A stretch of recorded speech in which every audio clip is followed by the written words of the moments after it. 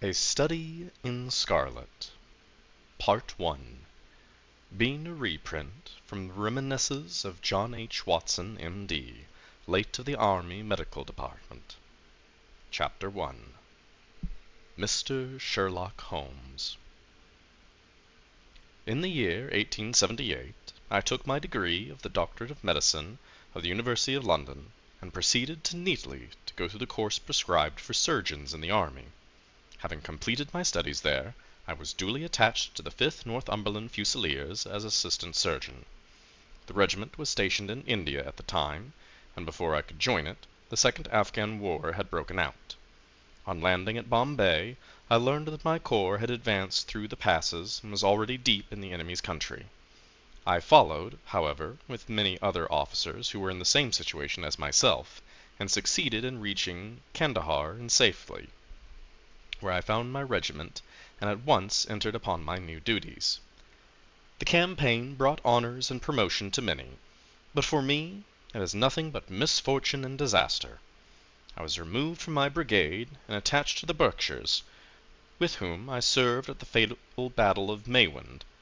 There I was struck on the shoulder by a jezail bullet, which shattered the bone and grazed the subclavian artery. I should have fallen into the hands of the murderous Ghazi, had it not been for the devotion and courage shown by Murray, my orderly, who threw me across a pack-horse, and succeeded in bringing me safely to the British lines.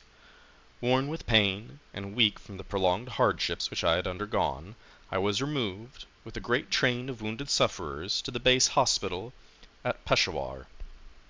Here I rallied, and had already improved so far as to be able to walk without the wards, and even to bask a little upon the veranda, where I was struck down by enteric fever, that curse of our Indian possessions. For months my life was despaired of, and when at last I came to myself, and became convalescent, I was so weak and emaciated that a medical board determined not a day should be lost in sending me back to England.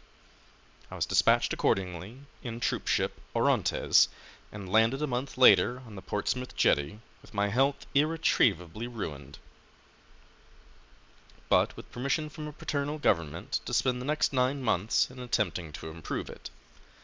I had neither kith nor kin in England, and was therefore as free as air, or as free as an income of 11 shillings and 6 pence a day will permit a man to be. Under such circumstances I naturally gravitated to London, the great cesspool into which all the loungers and idlers of the empire are irresistibly drained. There I stayed for some time at a private hotel in the Strand, leading a comfortless, meaningless existence, and spending as such money as I had, considerably more freely than I ought. So alarming did the state of my finances become, that I soon realized that I must either leave the metropolis and rusticate elsewhere in the country, or that I must become a complete alteration in my style of living. Choosing the latter alternative, I began making up in my mind to leave the hotel and take up my quarters in some less pretentious and less expensive domicile. On the very day I had come to this conclusion, I was standing at the Criterion bar when someone tapped me on the shoulder, and turning round I recognized young Stamford, who had been a dresser under me at Bart's. The sign of a friendly face, in the great wilderness of London, is a pleasant thing indeed to a lonely man. In old days, Stamford had never been a particular crony of mine, but now I hailed him with enthusiasm, and he, in his turn, appeared to be delighted to see me. In the exuberance of my joy, I asked him to lunch with me at Holborn, and we started off together in a hansom. "Whatever have you been doing with yourself, Watson?" he asked in undisguised wonder, as we rattled along the crowded London streets. "You're as thin as a lath, and as brown as a nut." I gave him a short sketch of my adventures, and had hardly concluded it by the time we had reached our destination. "Poor devil," he said commiseratingly, after he had listened to my misfortunes. "What are you up to now?" "Looking for lodgings," I answered. "Trying to solve the problem as to whether it is possible to get comfortable rooms at a reasonable price." "That's the strange thing," remarked my companion. "You're the second man today that has used that expression to me." "And who was the first?" I asked. "A fellow was working at the chemical laboratory up at the hospital. He was bemoaning himself this morning because he could not get someone to go halves with him in some nice rooms that he had found, which were too much for his purse. "Oh, by Jove!" I cried. "If you really want someone to share the rooms, and at the expense, I am the very man for him. I would prefer having a partner to being alone." Young Stamford looked rather strangely at me over his wine-glass. "You don't know Sherlock Holmes yet," he said. "Perhaps you would not care for him as a constant companion." "Oh, why? What is there against him?" "Oh, I don't say anything was against him. He's a little queer in his ideas. An enthusiast in some branches of sciences. As far as I know, he's a decent enough fellow." "A medical student, I suppose?" said I. "No, I have no idea what he intends to go in for. I believe he is well up in anatomy. He's a first-class chemist. But as far as I know, he has never taken out any systemic medical classes. His studies are very desultory, eccentric, but he has amassed a lot of out-of-the-way knowledge, which would astonish his professors." "Oh, did you ever ask him what he was going for?" I replied. "Oh, no, he is not the man that is easy to draw out, though he can be communicative enough when the fancy seizes him." "I should like to meet him," said I. "If I am to lodge with anyone, I should prefer a man of studious, quiet habits. I am not yet strong enough to stand much noise or excitement, and I've had enough of both in Afghanistan to last me the remainder of my natural existence. How can I meet this friend of yours?" "Well, he's sure to be at the library," returned my companion. "He either avoids the place for weeks, or else he works there from morning till night. If you like, we will drive around together after luncheon." "Certainly," I answered, and the conversation drifted away into other channels. As we made our way to the hospital after leaving Holborn, Stamford gave me a few more particulars about the gentleman who I proposed to take as a fellow lodger. "Now, you mustn't blame me if you don't get along with him," he said. "I know nothing more of him than I have learned from meeting him occasionally in the laboratory. You proposed this arrangement, so you must not hold me responsible." "If we don't get on, it will be easy enough to part company," I answered. "Seems to me, Stamford," I added, looking hard at my companion, "that you have some reason for washing your hands of the matter. Is the fellow's temper so formidable, or what is it? Don't be so mealy-mouthed about it." "It's not so easy to express the inexpressible," he answered with a laugh. "Holmes is a little too scientific for my taste. It approaches to cold-bloodedness. I can imagine his giving a friend a little pinch of the latest vegetable alkaloid, not out of malevolence, you understand, but simply out of a spirit of inquiry in order to have an accurate idea of the effects. To do him justice, I think he would take himself with the same readiness. He appears to have a passion for the definite and exact knowledge." "Very right, too." "Yes, but he can be pushed to excess. When it comes to beating subjects in the dissecting rooms with a stick, it has certainly taken rather bizarre shape." "Beating subjects?" "Yes, to verify how far the bruises may be produced after death. I saw him at it with my own eyes." "And yet you say he's not a medical student?" "Oh, heavens, no! Who knows what objects of his studies are? But here we are, and you must form your own impressions about him." As he spoke, we turned down a narrow lane and passed through a small side door, which opened into a wing of the great hospital. It was familiar ground to me, and I needed no guiding as we ascended the bleak stone staircase, and made our way down the long corridor with its vistas of whitewashed wall and dun-colored doors. Near the farther end, a low arched passage branched away from it, and led to the chemical laboratory. This was a lofty chamber, lined and littered with countless bottles. Broad, low tables were scattered about, which bristled with retorts and test tubes and little Bunsen lamps, and their blue flickering flames. There was only one student in the room, who was bending over the table, absorbed in his work. At the sound of our steps, he glanced around and sprang to his feet with a cry of pleasure. "I've found it! I have found it!" he shouted to my companion, running towards us with a test tube in his hand. "I have found the reagent, which is precipitated by hemoglobin, and by nothing else." He had discovered a gold mine, and greater delight could not have shone upon his features.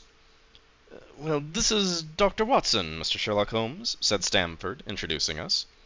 "How are you?" he said cordially, gripping my hand with strength for which I hardly could have given him credit. "You've been to Afghanistan, I perceive." How on earth did you know that? I asked in astonishment. Oh, never mind. He chuckled to himself. The question now about hemoglobin. No doubt you see the significance of this discovery of mine? It was interesting chemically, no doubt, I answered. But practically? Why, man, it is the most practical metallurgical discovery for years. Don't you see that it gives us an infallible test for blood stains? Come over here now. And he seized me by the coat sleeve in eagerness and drew me over to the table at which he had been working. Let us have some fresh blood, he said, digging a long bodkin into his finger and drawing out the resulting drip of blood into a chemical pipette. Now, I add this small quantity of blood into a liter of water. You perceive that the resulting mixture has the appearance of pure water. The proportion of blood cannot be more than 1 in a million. I have no doubt, however, that we shall be able to obtain the characteristic reaction. As he spoke, he threw into the vessel a few white crystals, and then added some drops of a transparent fluid. In an instant the contents seemed a dull mahogany color, and then a brownish dust, which precipitated to the bottom of the glass jar. "Ha ha ha!" he cried, clapping his hands and looking as delighted as a child with a new toy. "What do you think of that?" "It seems a very delicate test," I remarked. "Beautiful, beautiful! The old Guacanium test was very clumsy and uncertain. So is the microscopic examination for the blood corpuscles. The latter is valueless if the stains are a few hours old. Now, this appears to act well whether the blood is old or new. Had this test been invented, there are hundreds of men now walking the earth who would long ago have paid the penalty for their crimes." "Indeed," I murmured. "Criminal cases are continually hinging upon this one point. A man is suspected of a crime, months perhaps after it has been committed. His linen or clothes are examined, and brownish stains discovered upon them. Are they blood stains, or mud stains, or rust stains, or fruit stains, or what are they? That is the question which has puzzled many an expert, and why? Because there is no reliable test. Now we have the Sherlock Holmes test, and there will no longer be any difficulty." His eyes fairly glittered as he spoke, and he put his hand over his heart and bowed as if to some applauding crowd conjured up by his imagination. "Well, you are to be congratulated," I remarked, considerably surprised at his enthusiasm.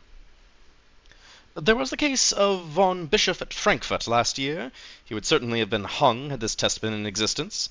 And then there was Mason of Bradford, the notorious Muller, and Lafeu of Montpellier, and Sampson of New Orleans. You could name a score of cases in which this could have been decisive." "You seem to be a walking calendar of crime," said Stamford with a laugh. "You might start a paper in one of those lines. Call it Police News of the Past." "Very interesting reading, and might have made 2, remarked Sherlock Holmes, sticking a small piece of plaster over the prick on his finger. "I have to be careful," he continued, turning to me with a smile, "for I dabble with poisons a good deal," and he held out his hand as he spoke, and I noticed that it was mottled all over with similar pieces of plaster, and discolored with strong acids. "We came here on business," said Stamford, sitting down on a high 3-legged stool, and pushing another one in my direction with his foot. "My friend here wants to go take to Dickens, and as you were complaining that you could get no one to go halves with you, I thought it better to bring you two together." Sherlock Holmes seemed delighted at the idea of sharing his room with me. "I have my eye on a suite in Bakerville," he said, "which would suit the two of us to the ground. You don't mind the smell of strong tobacco, I hope?" "Oh, always smoke ships myself," I answered. "Ah, that's good enough. I generally have chemicals about, and occasionally do experiments. Would that annoy you?" "By no means." "Let me see. What are my other shortcomings? I get in the dumps at times, and don't open my mouth for days on end. You must not think I am sulky when I do that. Just let me alone, and I'll be in the right. What have you to confess now? It's just as well for two fellows to get to know the worst of each other before they begin life together." I laughed at his cross-examination. "I keep a bullpup," I said, "and I object to rows because my nerves are shaken, and I get up in all sorts of ungodly hours, and I am extremely lazy. I have another set of vices when I'm well, but those are the principal ones at present." "Do you include the violin playing in your category of rows?" he asked anxiously. "It depends on the player," I answered. "A well-played violin is a treat for the gods. A badly played one—" "Oh, that's all right," he cried with a merry laugh. "I think we may consider things as settled. What if the rooms are agreeable to you?" "When shall we see them?" "Call for me at noon tomorrow, and we'll go together and settle everything," he answered. "All right, noon exactly," I said, shaking his hand. We left him working among his chemicals, and we walked towards the hotel. "By the way," I asked, suddenly, stopping and turning towards Stamford, "how the deuce did he know I came from Afghanistan?" My companion smiled an enigmatic smile. "That's just his little peculiarity. A good many people have wanted to know how he finds things out." "Oh, a mystery, is it?" I cried, rubbing my hands. "This is very piquant. I am much obliged for you bringing us together. A proper study of mankind is man, you know." "You must study him, then," said Stamford, as he bade me good-bye. "You'll find him a knotty problem, and I'll wager he's learned more about you than you have about him. Good-bye." "Good-bye," I answered, and strolled on to my hotel, considerably interested in my new acquaintance.